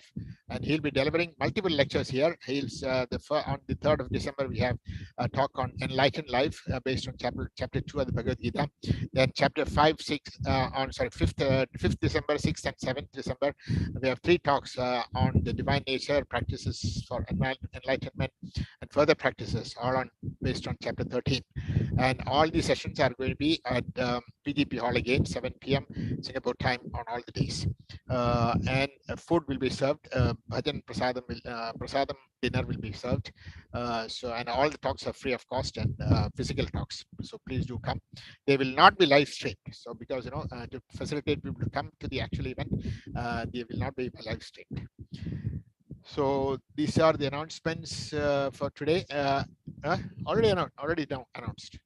Srimanasi, you want to add anything to any of these statements? Sorry, I think you have to. I will. You can unmute yourself. 1 second.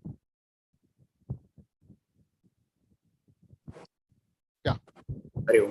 I think we have covered all the announcements that are due to come. So I think I have nothing more to add. Only thing I repeat, one request is that please do spread the word around for the Sampurna Gita Parayan, because we are looking at an ambitious target of 500 chanters, which has never been done in Singapore before. So to commemorate the 20th Silver Jubilee, to etch in the memory of the people, we are doing this. And it's very rarely Sampurna Gita, Moksha occurs on a Sunday. It doesn't happen very often. And this time it is just a sheer coincidence. It's happening on the 25th year of the Gita Jayanti. So not only you participate, spread the word around and get more people to come. We are still edging to a very slow start. At the moment, our registrations are still in 2 digits. So we expect you to spread the word around and get more and more people to join. Thanks a lot. And no excuse for not joining because it's Sunday. Some people are asking that there will be streaming. So we are not having live streaming for this also, because we want to create the vibration, we have to be there.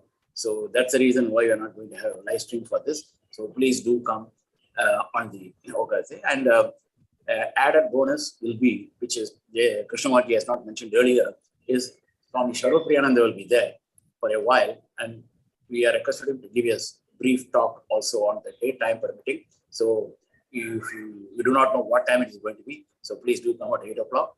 Anytime we can talk. Yeah, so that is all the announcements for today. And as always, the next Parayan will happen 2 weeks from today. That is 29th of October. That will be session 16. So we are coming to the last 3 Parayan sessions before the actual day. So the 16th one will be 2 weeks from today. So please do join that session as always. So thus we complete the formal session for today, and now request everybody to enable a video so that we can take some pictures, and after that we can have the question and answer session. So requesting everybody to enable a videos, please.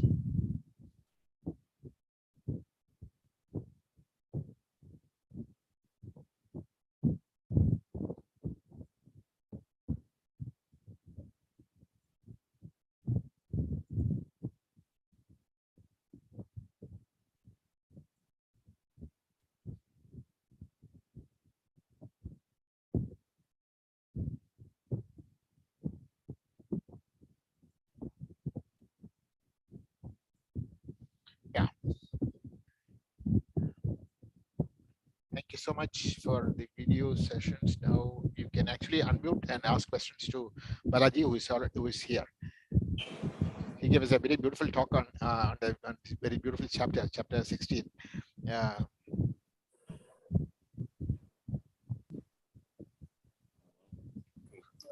Who wants to start?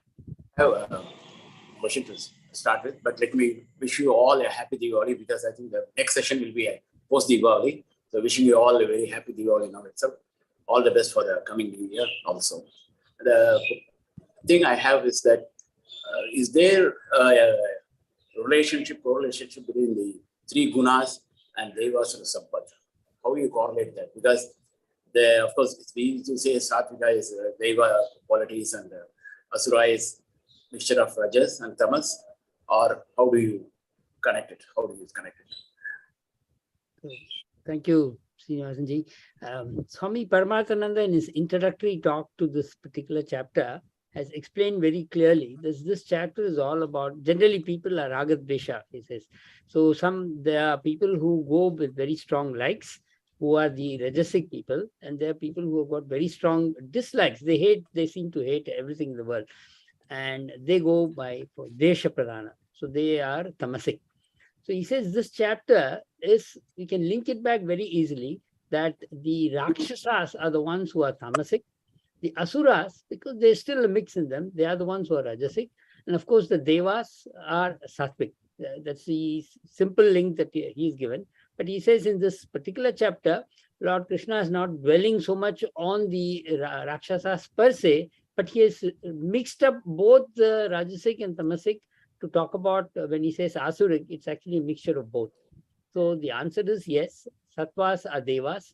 But we know, again, chapter 14 very clearly says that Sattva is there, but there are times when the Rajas and Tamas also dominate, even though a person may have all 3. So we also see Devas showing some Rajasic qualities, especially the stories of Indra showing some greed, showing some jealousy and envy. So these things will come up. The pure Sattva can only be there, Shuddha Sattva as it is called, with saints, jnanis, Jivan Muktas, and of course the Lord. Yeah, that's anybody wants any question, you can always unmute yourself and ask the question or express your opinions. Balaji, I have one question. Okay, so basically this question is related to Swabhava and Swadharma. So my question here is that it looks as if, Bhagavan tells to Arjuna that you are born in Devi Sampad. So that means he's got sattvic qualities.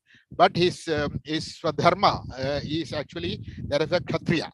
Kshatriyas is definitely not supposed to be one with sattvic qualities. If you are a sattvic quality man, you cannot be a Kshatriya, you cannot be a warrior. If you are a warrior, you definitely cannot be a sattvic person. So there appears like a conflict between the Swadharma and Swabhava. So what is the, how do we resolve this issue? Excellent, excellent. Always comes up, right? So Swadharma, as it meant in those days, was based on Varnashrama, which again today is defunct. So as you said, let's take Arjuna's case, where he is a warrior. So naturally he has to be Rajasic. But we also know that one can have in a Kshatriya, again going back to some of the talks of Swami Paramathananda, he says there are SRT, Sattvic, Rajasic and Tamasic.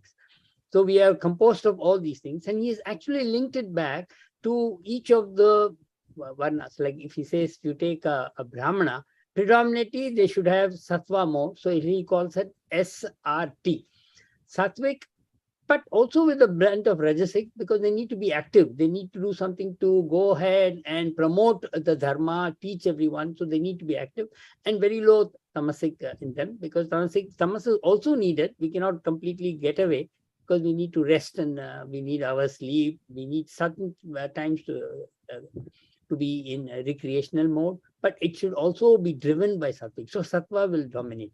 So taking Arjuna's case, of course, he has got Rajas as the main thing, but that Rajas should be backed up with Sattva, which means that if he does things, he does it in a Sattvic mode. There is nothing wrong in being a warrior in fighting. Lord Krishna very clearly says that you are just a nimitta, you are just doing what the Lord is asking you to, you are doing your duty, but do it without having any of the ragadvesha in it. And that's why Mahabharata gives the story of the Vyasa Gita, as it is called, the butcher, who actually is the one who's teaching the Brahmana what really Shastras are telling us on the spiritual path. So he's telling us how to be in Karma Yoga, but the task that he's doing is hunting, catching animals and butchering them, because that's his living.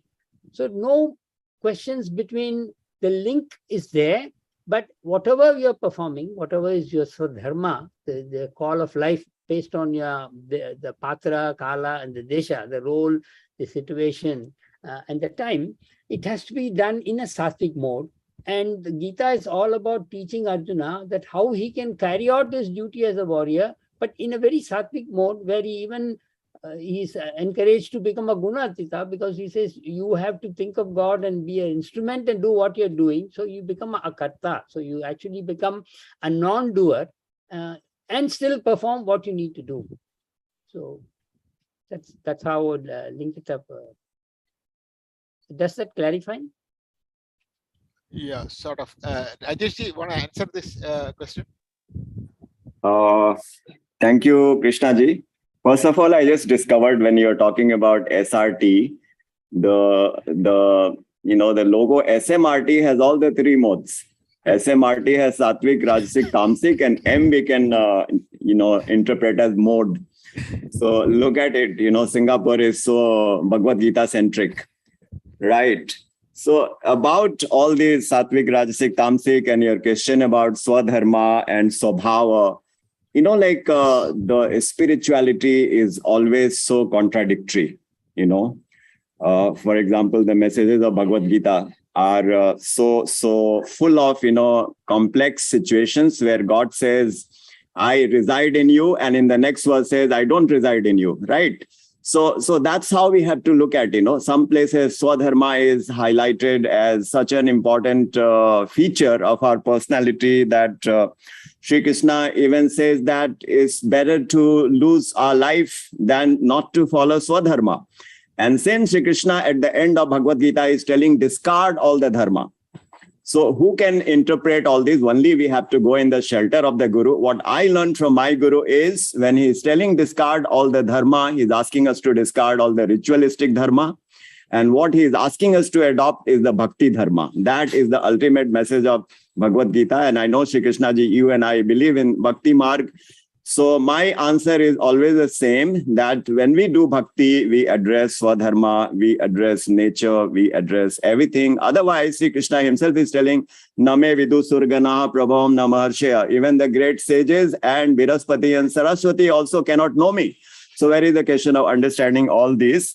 But, I just wanted to compliment Balaji sir for such a wonderful talk. And he quoted one of my favorite stories from Brihad Aranyak Upanishad about the three letters.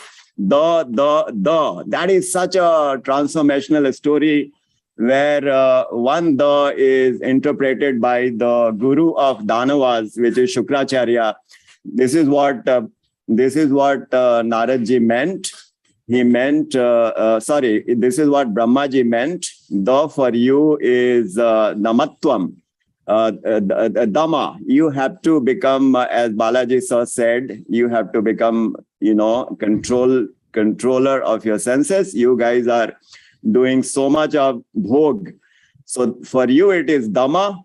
And for the Danavas, it is Dayatvam. You have to be kind and compassionate because you are punishing even people who are not guilty.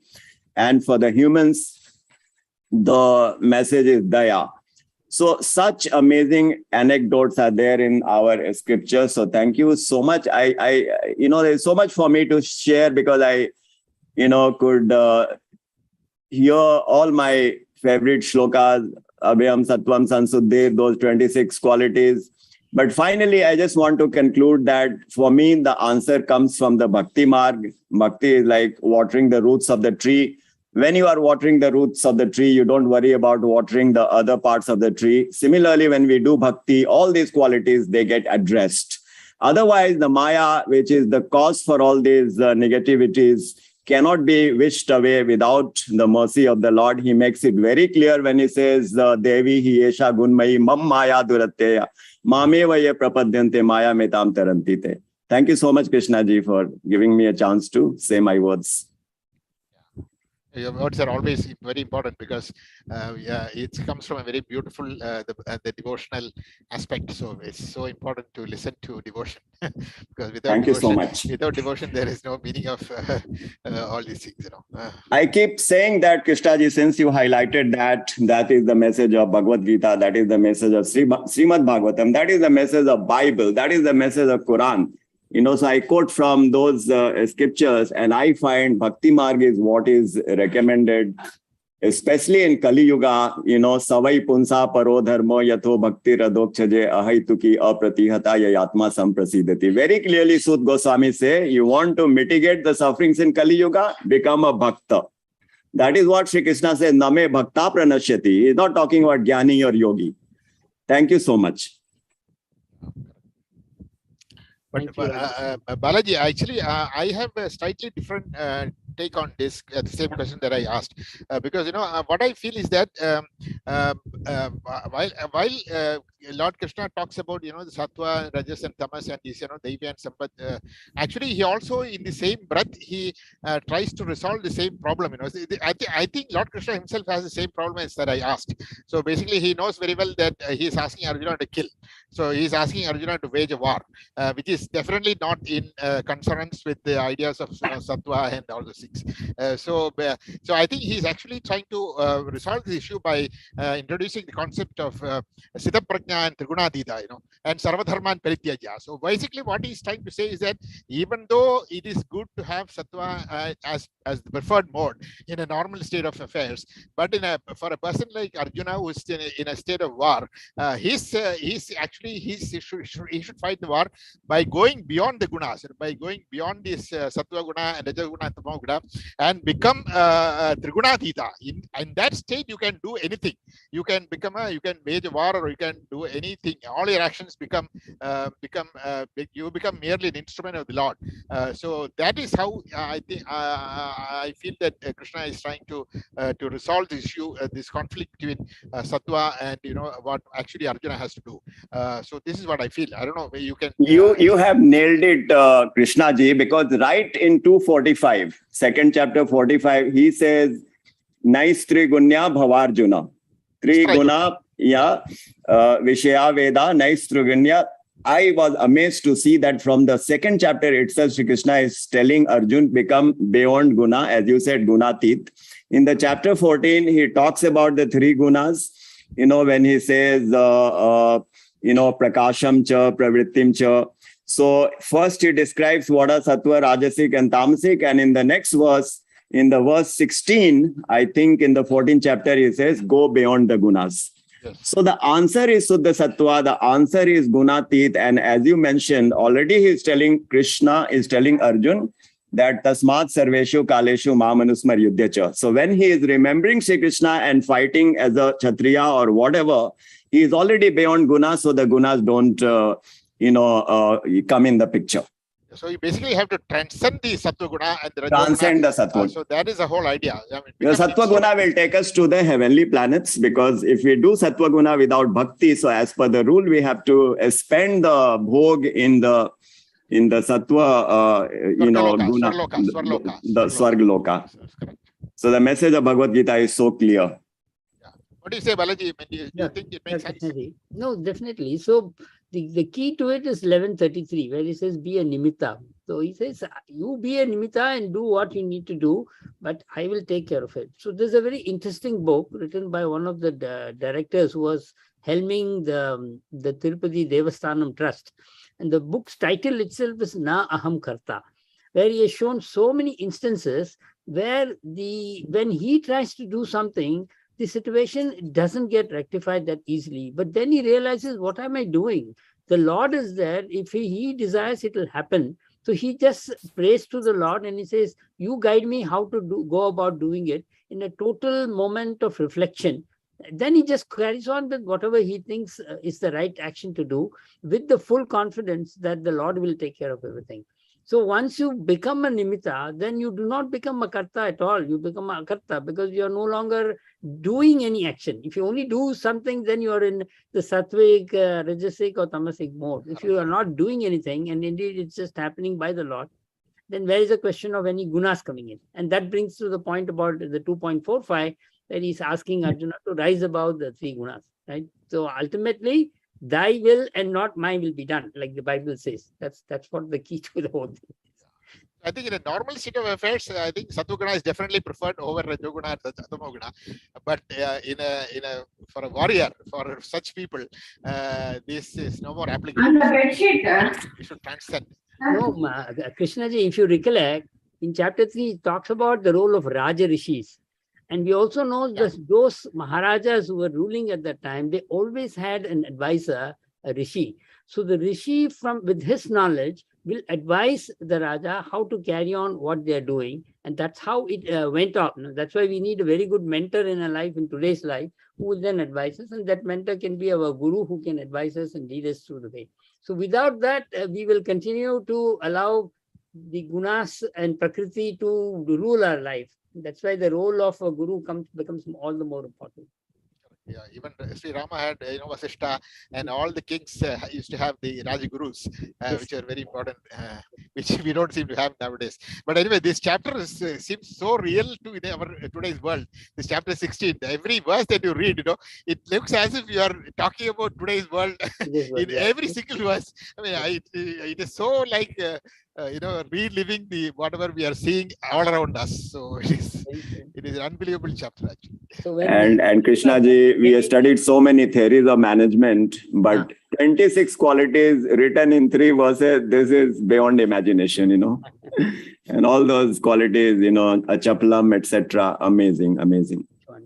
So I should thank Srinivasanji who gave me, he says, okay, you want to talk, I'll give you this chapter. So I was so glad, it just fell in my lap.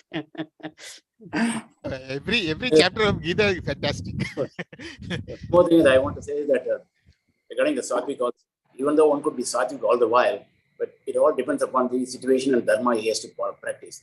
Like if I am even sattvic, if I see some animal attacking a child, I have to still kill the animal and protect the child, because the weaker section. Even Gandhiji has said once that if somebody comes to do some harm to a lady, she can go ahead and kill him. There is no, wrong thing to do so, because her honor is much more important than the man getting hurt.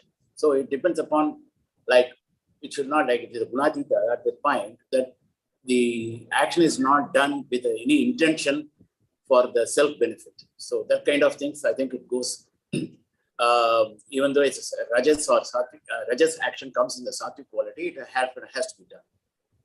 Abad dharma, I think transcends all other dharmas. So in the case of abad, I think abad dharma only comes into force. I mean, the other dharmas don't have any value. That's why so dharma, it's relative sometimes. Yeah, so I just give you an amusing example from the compliance world, which is what I do, is they allow you, see, bribery is illegal everywhere, but extortion, in situation where there is extortion, they allow you to pay a bribe, but then you declare and confess to the enforcement people that this is what I had to do. So companies come up with policies which talks about extortion. So our dharma comes up in real life too. I think the issue has come in Singapore with Brazil, I believe, right? And Brazil or Argentina, I think there was some Keppel had a very big issue about this. But not life-threatening. That was very selfish. Life-threatening, probably if you go to Nigeria or Somalia where you get kidnapped and then you have to pay a bribe to get rid of this fellow. So yeah, I had my friend in Congo. She says every day morning you don't know whether you'll come back in the evening. True. Yeah, good questions.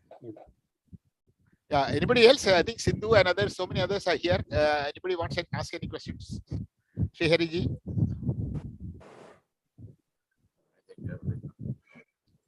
Okay. Nothing. Thank you. It was very enlightening hearing the learned souls. Thanks a lot. Thank you. Thank you so much. So I think there. Srinath, you No had to questions. unmute. No questions, KKG. Can you please show that one slide where those questionnaires were there? Oh yeah, okay. I just wanted to capture I can show you. Definitely, I can show you. This one, yeah. This one, right? Yeah. Just. It's called tinyurl.com.